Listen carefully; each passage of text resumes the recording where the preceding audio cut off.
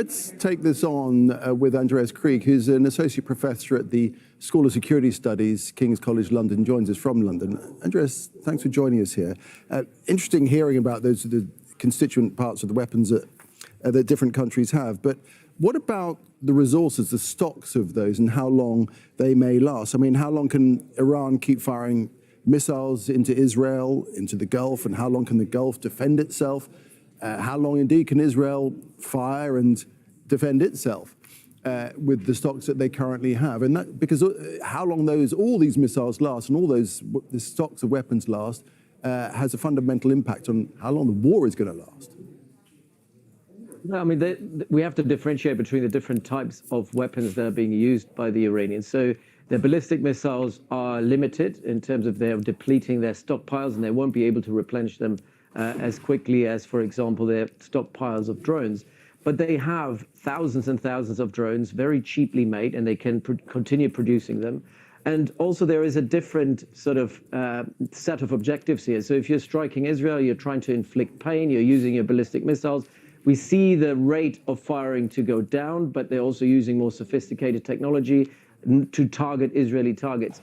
In the Gulf, the situation is slightly different, because in the Gulf, they don't necessarily want to inflict pain through these warheads. What they're trying to do is trying to disrupt the flow of trade, trying to disrupt the freedom of navigation, trying to disrupt aviation and basically free movement through airspace. All of that can be achieved with very little. You don't need to use ballistic missiles. You can use a drone a day to disrupt the airspace, and basically thereby putting pressure on the Gulf states trying to intercept them. And yes, at the moment, the stockpiles obviously are winding down, but the UAE and Qatar in particular do have quite a significant stockpile. This is also true for Saudi Arabia. But if the rate at which we've seen these interceptors being used over the last couple of days, particularly the first 4 days of this conflict, at that rate, obviously the Gulf states couldn't sustain it for weeks. But if we're seeing now these attacks winding down, they could potentially sustain it for quite some time. But I do think time is on Iran's side, and all they need to do is disrupt from time to time, and thereby kind of paralyzing the Gulf. What do you make of the Iranian strategy of targeting Gulf countries, neighboring countries, in the way that it has? And do you think the Trump administration made that calculation that it would go as far as it has? Absolutely not. There's no way that the Trump administration had a plan or a strategy. It's quite clear they don't. We've seen probably 4 or 5 different plans being communicated to the press from Washington over the last couple of days, with different timelines, different objectives.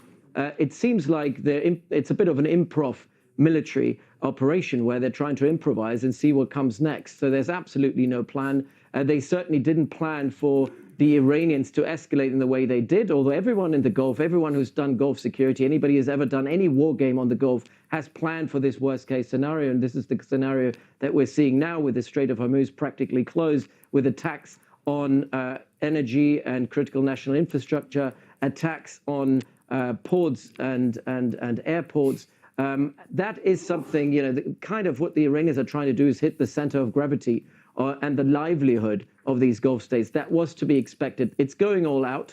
It's certainly inflicting pain and massive disruption, not just for the Gulf states, because we're now seeing how relevant the Gulf states are for the global economy, but it really disrupts GDP potentially down the line, with energy prices going up. That will have ripple effects across the world. There's no one in the world who will not be affected by this war. And with every day that this continues, this is an attack by Iran on the global economy to put pressure on the world and on different states to put pressure on Trump to say this has to stop. Much has been made in the United States, at least, and certainly in Israel, with Benjamin Netanyahu, of regime change. What about the potential for that being affected by the United States in Israel without boots on the ground? This has never been done in history without boots on the ground. Regime change has never been achieved from the air with standoff munitions. At the moment, the US does not have boots on the ground, even if they're now trying to arm the Kurds and are thinking about going into Baluchistan. These are extremely, extremely reckless attempts to trying to build a surrogate force on the ground that will never be able to take Tehran, but it will be able to disrupt. And that sort of disruption can spill over into neighboring countries, and it certainly will. So it's really playing with fire. It's reckless. It's certainly not strategic in any way. And what you would require is considerable boots on the ground, not a few special forces here and there. What you would need are hundreds of thousands of boots on the ground to make this actually an operation that can be achieved. I cannot see, and we've been proven wrong by Trump now this time around, I cannot see how the US has the stomach to kind of put boots on the ground in an Iraq 2.0 sort of operation. I cannot see that happening. There is absolutely no majority for this in the America First movement. There's no majority within the Republicans. There's no majority within the American public. And it would be an escalation that, and it could still not succeed. So I think that is a red line. I cannot see for the Americans to do that.